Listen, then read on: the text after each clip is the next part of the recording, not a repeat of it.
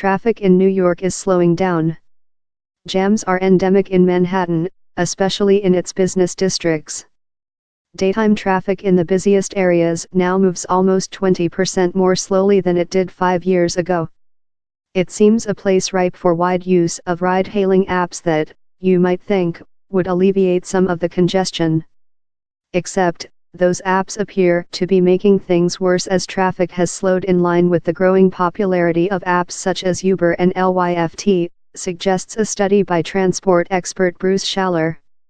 Over the 4 years of the study, the number of cars in Manhattan seeking ride-hailing fares increased by 81%. There are now about 68,000 ride-sharing drivers across New York City. That's about 5 times the number of distinctive yellow cabs licensed to operate there, he found. There are so many, his work suggests, that they spend about 45% of their time empty just cruising for fares. That is a lot of unused cars clogging a lot of busy streets. Simple physics explains why such a glut of ride-sharing vehicles is causing, not curing, congestion, said Jared Walker, a public transport policy expert who has advised hundreds of cities about moving people. Lots and lots of people are deciding that, public transport is just too much of a hassle this morning, or whenever, which causes a shift in patronage from public transport to ride-sharing services, he told the Newsbay. That means moving people from larger vehicles into smaller ones, which means more vehicles to move the same people. Therefore, more traffic. What is clear is that the current situation cannot continue, he said, adding that many urban authorities are keen to clear congestion. I think we are going to continue to see stronger and stronger regulatory interventions to manage the impact of these companies. Data gathered about ride-sharing drivers illustrates how they contribute to congestion, said Professor Christo Wilson, a computer scientist at Northeastern University who has studied the services. You can look at the traffic pattern for the Uber vehicles and it perfectly matches the peaks for the rush hour and the peak time of day, he said. They are out there in force at the worst possible times. And, he said, the ability to summon a car via a smartphone app has other unforeseen consequences that are also thickening the jams. It is increasing the total number of trips, and these are discretionary trips that these people would not have taken if not for cheap, available ride-sharing, said Professor Wilson. So, that is almost certainly increasing congestion. For their part, ride-sharing firms dispute the claim that they are the main cause of clogging the streets in the busiest cities. Congestion is a really complicated issue, said Andrew Salzberg, head of Uber's transport policy. He says other factors at play include economic growth, road construction, and the policies cities introduce to streamline traffic.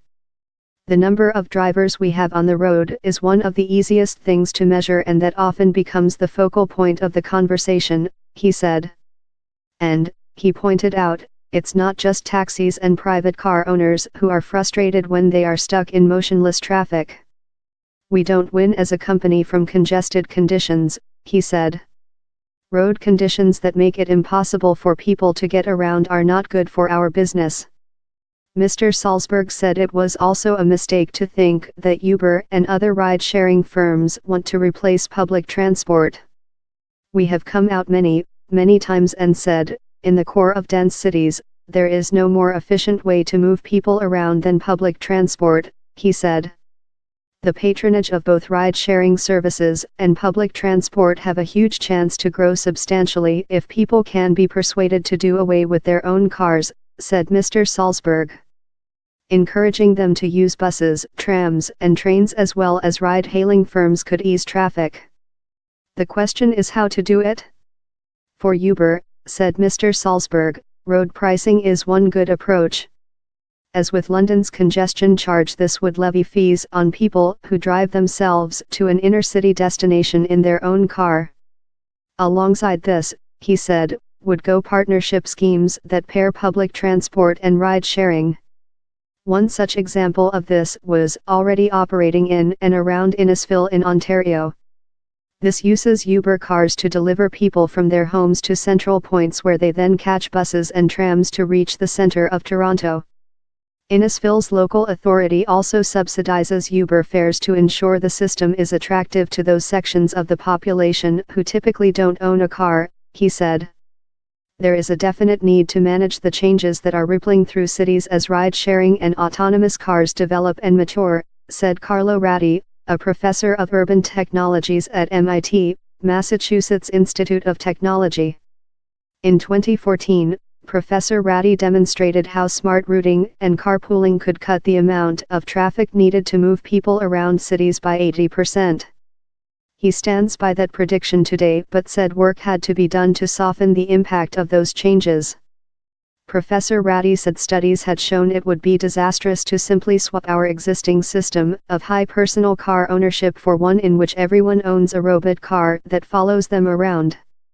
Increased pollution, gridlock, a massive increase in urban sprawl and huge impacts on the transport industry would be the results if that scenario played out unchecked, he said. It is imperative that we view these new technologies with a critical eye, and guide them toward the societal goals we desire, he said.